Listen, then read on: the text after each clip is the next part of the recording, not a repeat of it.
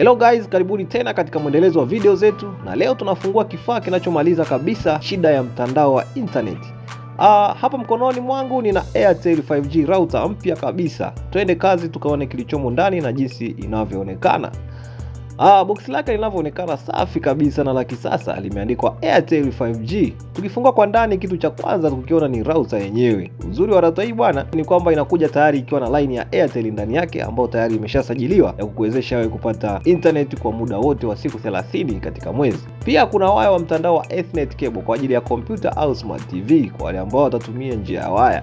Hapa pembeni tunaona kuna charger au power adapter yake ambayo itakusaidia kuchaji kifaa chako au kuchaji power bank pale ambapo unakuwa katika umeme. Na surprise kubwa zaidi ni kwamba ndani bwana kuna power bank maalum kabisa kwa ajili ya router yako. Hii power bank itakusaidia pale ambapo hakuna umeme, lakini pale ambapo unasafiri, uko safarini au uko nje na huduma ya umeme. Hapa hii power bank bwana itakupeleka mpaka masaa 6. Kwa hiyo inamaanisha hata umeme ukikata, mtandao wako bado haui chini, bado utazidi kupata huduma ya internet.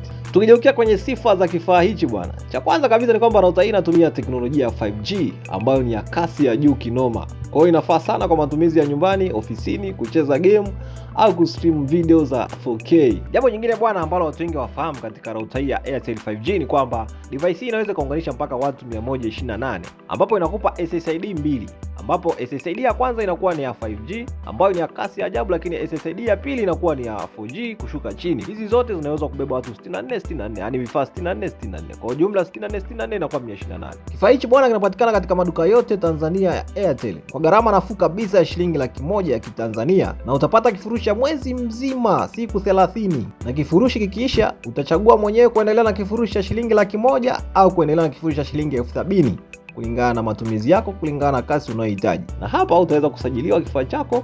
Hakikisha tu una namba ya NIDA na unasajiliwa na kuweza kupata huduma ya 5G popote pale ambapo unakuwa.